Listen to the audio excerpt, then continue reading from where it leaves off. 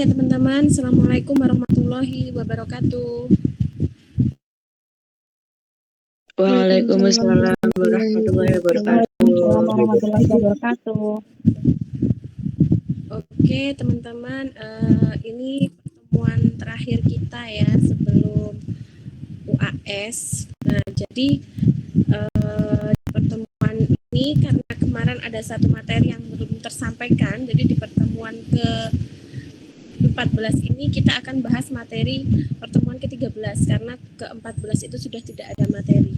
Nah nanti Bu Maya akan sampaikan sedikit materi kita hari ini. Setelah itu kita akan bahas perkembangan tugas teman-teman untuk UAS gitu ya. Oke bentar Bu Maya share screen dulu.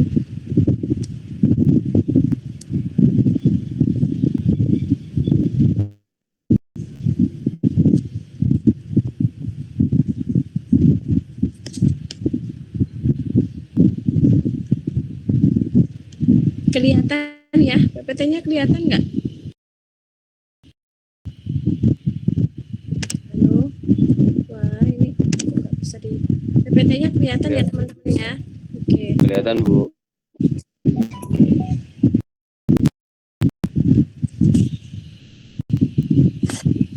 Oke, kita mulai. Jadi di pertemuan ke-13, di pertemuan ke-14 kita akan bahas materi pertemuan ke-13. Nah, ini sekaligus sebagai materi paling akhir ya, dari rangkaian materi-materi kita. Karena memang pekerjaan di materi ke-13 ini dilakukan di setiap akhir sesi dari penulisan karya ilmiah. Nah, di pertemuan ini kita akan membahas mengenai ragam bahasa dan juga penyuntingan karya. Nah, apa sih ragam bahasa itu? Jadi ragam bahasa itu adalah variasi bahasa yang terbentuk karena pemakaian bahasa itu sendiri. Jadi bagaimana kita menggunakan bahasanya itu nanti bisa bervariasi tergantung dari pemakaiannya.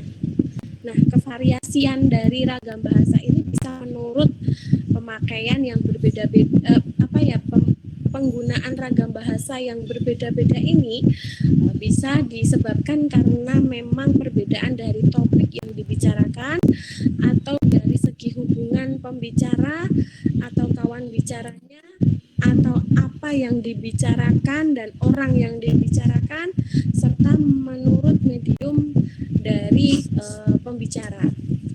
Nah, kita bahas satu-satu. Tapi sebelum itu ketika kita merefresh sejenak mengenai materi, ada baiknya kita mengetahui dulu mengenai fungsi dari bahasa Indonesia. Dari fungsi ini nanti kita bisa mengidentifikasi kira-kira nanti ragam bahasanya seperti apa gitu. Nah, fungsi bahasa Indonesia dalam kapasitasnya sebagai bahasa nasional adalah yang pertama, dia mampu menyatukan ribuan bahasa yang beragam di Indonesia karena memang negara kita itu adalah negara yang banyak sekali variasinya ya, banyak sekali perbedaannya. Makanya di dalam Bhinneka Tunggal Ika kita mengatakan bahwa berbeda-beda tapi tetap satu jua. Kita berbeda bahasa, berbeda budaya, adat, terus agama, akan tetapi dari kesemuanya itu bisa disatukan dengan alat nomor satu bangsa. Salah satunya adalah bahasa Indonesia. Nah, bahasa ini juga sebagai simbol dan identitas dari negara kita. Kalau kemarin identitas itu kan yang membedakan kita dengan negara lain ya, begitu juga dengan bahasa Indonesia. Jadi bahasa Indonesia ini yang bisa membedakan kita dengan negara lainnya. Kemudian bahasa ini juga bisa menyatukan kita semua warga Indonesia, baik itu yang berbeda kelompok etnis atau berbeda suku, budaya gitu ya, karena memang kita itu misalnya di Jawa lah, kita sama-sama Jawa tapi ketika daerahnya bergeser sedikit gitu aja bahasanya bisa berubah ya. Contohnya masing-masing di Jawa lah, Jawa Tengah itu Jawa Tengah itu misalkan di Jogja dengan di mana ya, sebelahnya Banyumas. Nah, itu aja bahasanya sudah berbeda ya, apalagi kalau se-Indonesia yang ada 34 provinsi, satu provinsi ada berapa daerah, ada berapa kabupaten ya kan. Jadi sudah bisa dipastikan bahwa bahasa daerah di negara Indonesia itu ada banyak sekali, tapi dari semua perbedaan bahasa daerah tersebut bisa kita satukan dengan bahasa Indonesia. Jadi walaupun kita di mana ya, di Sumatera atau dimanapun itu, ketika kita nggak bisa ngerti bahasa daerahnya, kita menyampaikan dengan bahasa Indonesia, insya Allah nanti bisa dipahami gitu ya. Walaupun nanti bahasa Indonesianya agak-agak ngapak gitu, karena memang terbiasa kita di daerahnya gitu, tapi ketika kita menggunakan bahasa Indonesia, insya Allah bisa dipahami oleh seluruh warga Indonesia. Nah, kalau dari sisi bahasa negara, fungsi bahasa Indonesia diantaranya bahasa resmi negara. Kemudian yang kedua, bahasa pengantar dalam pendidikan. Nah, apalagi kalau sekolah-sekolah tipe internasional gitu yang mungkin kurikulumnya Cambridge dan sebagainya, memang dia bahasa kesehariannya menggunakan bahasa Inggris.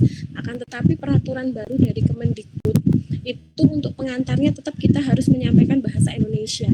Jadi karena memang bahasa ini sebagai bahasa resmi negara, ya identitas dan sebagainya gitu ya. Pokoknya ini bahasa tuh salah satu alat pendiri bangsa lah. Jadi paling enggak walaupun kalau kamu itu tinggal di Indonesia ya kamu harus menggunakan bahasa Indonesia.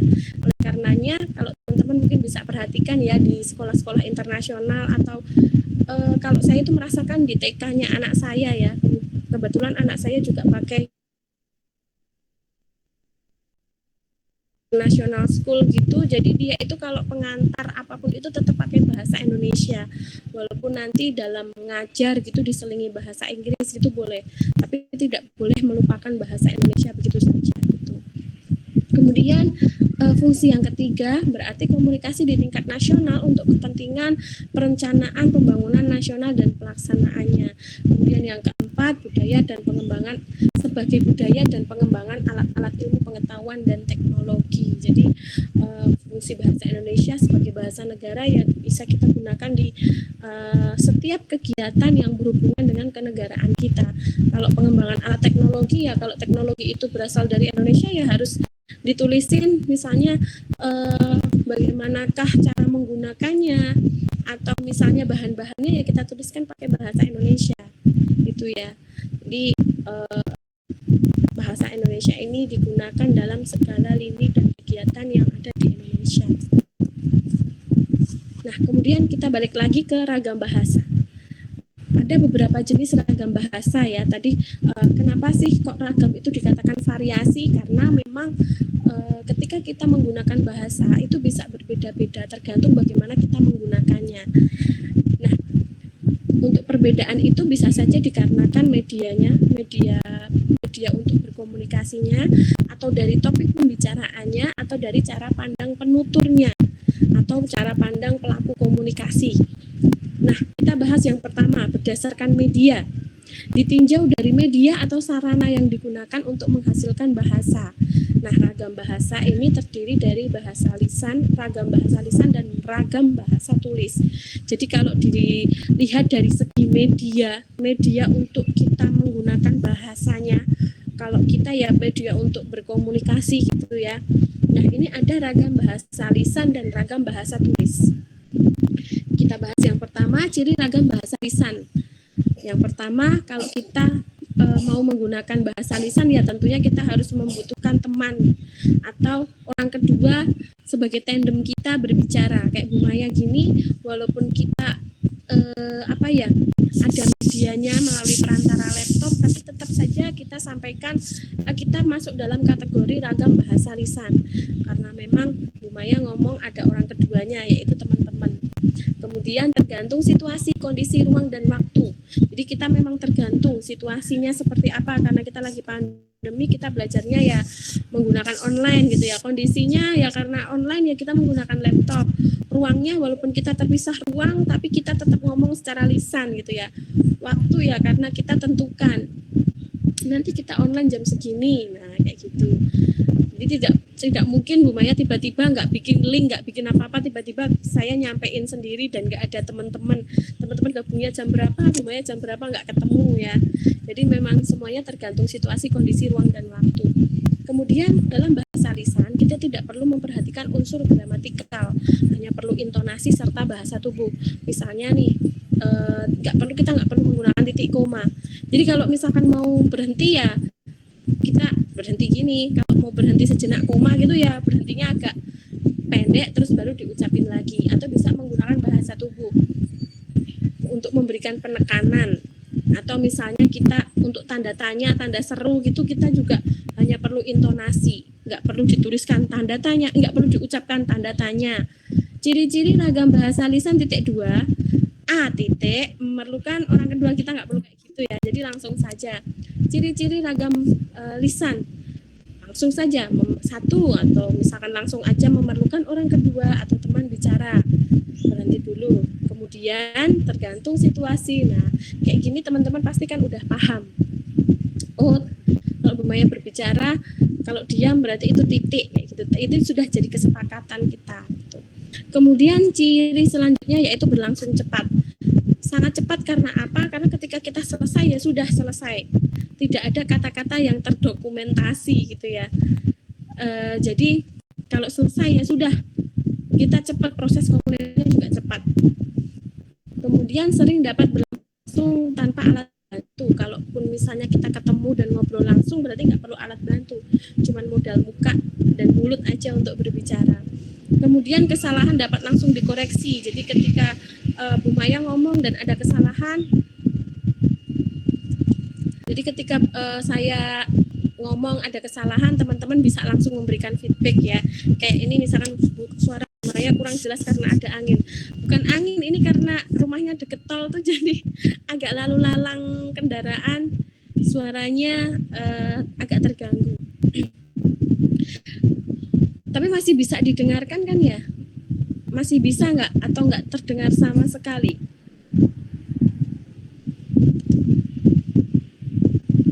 Sebentar saya full. Terdengar Bu, tapi anginnya lebih jelas. Oke, ini udah tak fullin.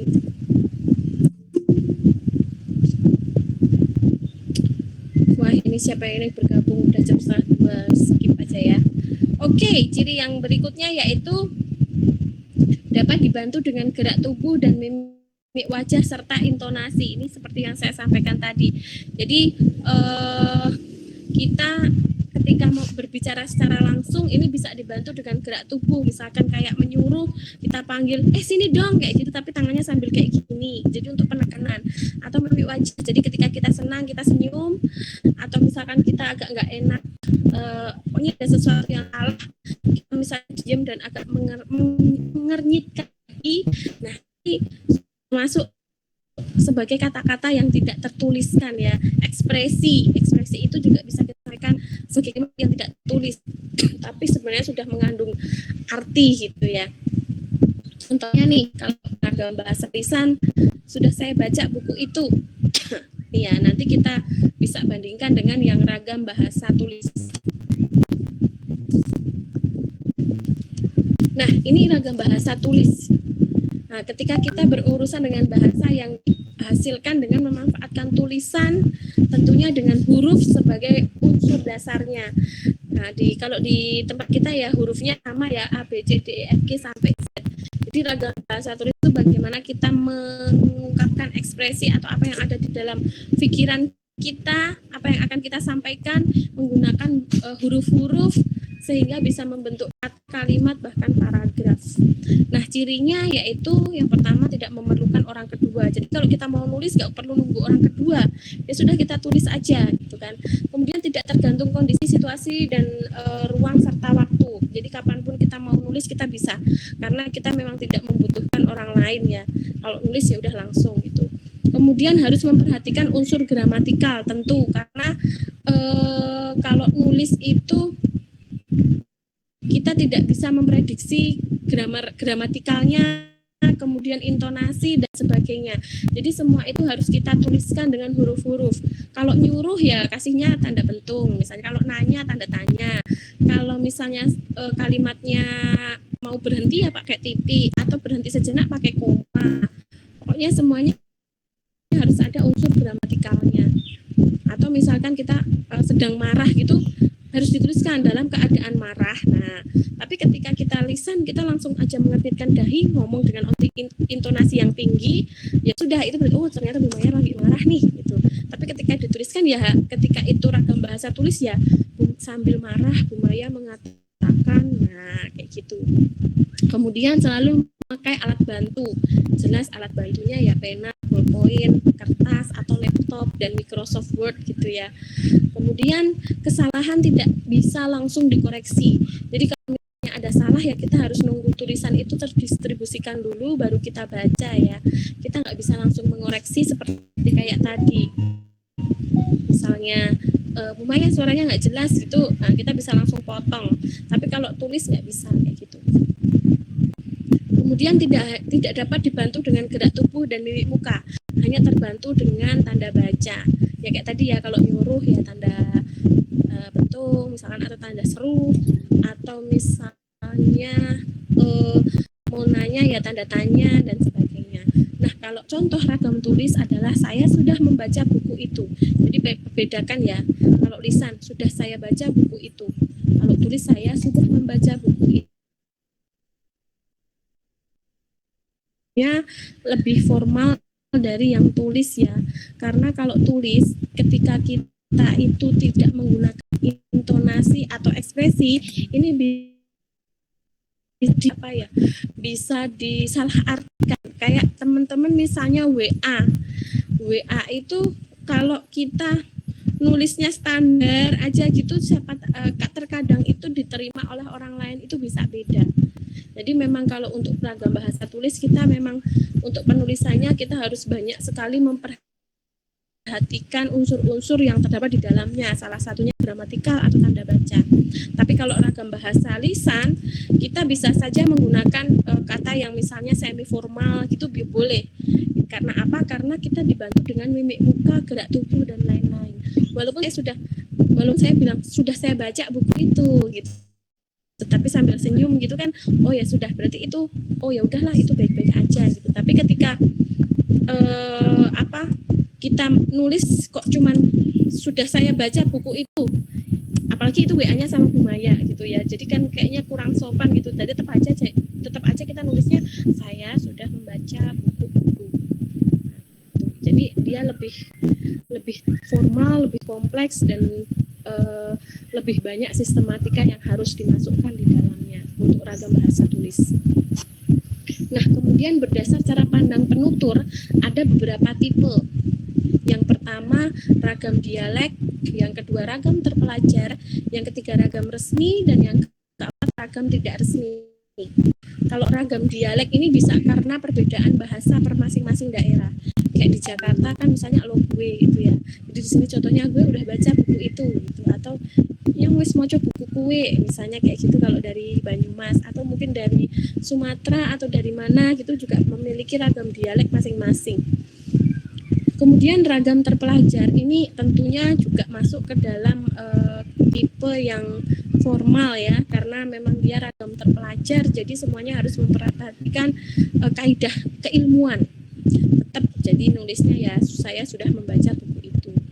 Sama dengan ragam resmi, karena memang dia biasanya digunakan dalam situasi yang resmi, tentunya kita harus menggunakan ragam bahasa yang formal. Nah, yang tidak resmi ini bisa kita kategorikan juga yang di tipe lisan tadi ya, saya sudah baca buku itu. Atau misalnya kita bisa menggunakan bahasa ragam bahasa tulis tapi dalam konteks yang tidak resmi, misalnya cuma ngobrol sama temennya kayak gitu, dan dalam konteks yang tidak resmi kita bisa menggunakan ragam bahasa yang tidak resmi itu. Nah, berdasarkan topiknya tentu ini sesuai dengan keilmuan masing-masing.